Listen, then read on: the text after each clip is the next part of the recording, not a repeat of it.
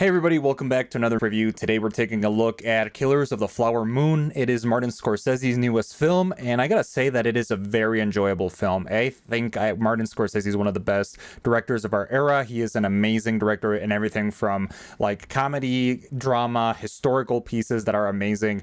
I think most of his historical movies follow kind of like the same elements in a lot of ways, and this one is no different. I think Killers of the Flower Moon is an amazing film, and I honestly really enjoyed it watching it at the theater, even though it lasted 3.5 hours. Honestly, I'm gonna agree with Scorsese on this point that we need longer movies in the theaters because I feel like it just provides a different experience. Basically, I also feel that there were so many moving elements in this movie, like so many plot points. The stories of these characters moved in a ways that like you can't really cut most of the scenes that happened in the movie in The Killers of the Flower Moon, especially with the main three characters. I feel like this one has like so many plot elements that if you like cut like several important pieces of the movie, even though it has a very long runtime, you would miss a lot of the details that really make this movie special. So without further ado, I'm going to give my opinion on the movie and like the things that I enjoy the most about it. So the movie takes place in Oklahoma during the early 20th century, and this is actually based on a true story where the Osage become very rich in this very specific region of Oklahoma through the oil money, and it leads to a lot of interesting things. So the movie follows Ernest Burkhart, who arrives in Oklahoma looking for a new life. He arrives with his uncle, and he meets this Osage lady called Molly,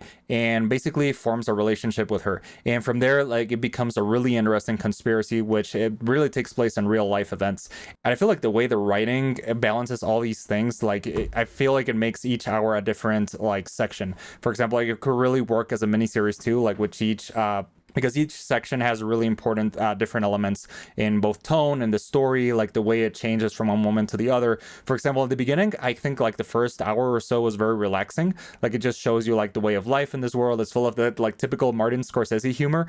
Like there's some like really interesting scenes that like made me laugh and made me like smile at the screen because it is just like really interesting to see how he brings these historical elements to life. And that is something that is very present in Killers of the Flower Moon. Then after the first hour or so, like you really start getting into the plot. For example, people that are Osage in this town start disappearing and getting killed in very mysterious ways. So you start piecing together the things, and I'm gonna go into spoilers right now. So you haven't seen the movie, I'm gonna spoil it a little bit, but you start realizing like people that are actually killing the Osage are the white men that are like marrying into these families because of the money. And that is something that actually happened. Like I researched after, and there were so many cases of this. And for example, Ernest Burkhart, you realize like at the beginning you kind of sympathize with him. You're like, oh, it's this weird dude who comes over into the town, wants to marry and start a new life. And then after some scenes, you start realizing like how much of a piece of shit this character is, like in such a great way. For example, Leonardo DiCaprio, I think he gives an amazing performance in Killers of the Flower Moon. Even though he has like the same facial expression like this, like the entire movie, like it's kind of like really fun and just like kind of like shows some really important things. And Robert De Niro, as always, he's really amazing, and he plays the uncle who is in the same conspiracy. And this shows some really interesting plot elements that I enjoyed highly. And then throughout the second and third hours, like everything starts escalating to the point where you realize like how evil like some of these characters are, and you really start rooting against them. You really start hoping that Molly survives like all the things that are going on. And as more characters start getting assassinated, you really want this conspiracy to end. And I really enjoy like the ending too. Like for example, I feel like the second and third hour are really intense with the plot that moves very forward.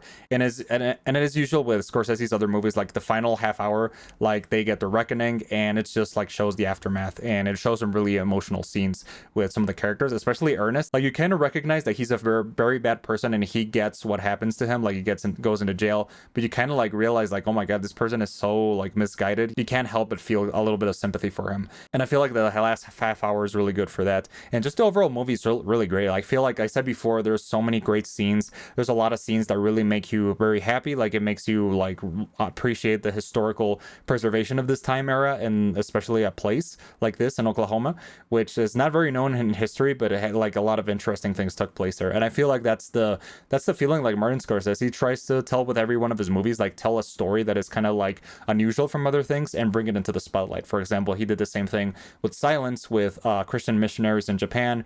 Like other movies that are historical dramas, I feel like he does a great job with it, and this one is no different. I feel like like he always knocks it out of the park, and I just loved Killers of the Flower Moon.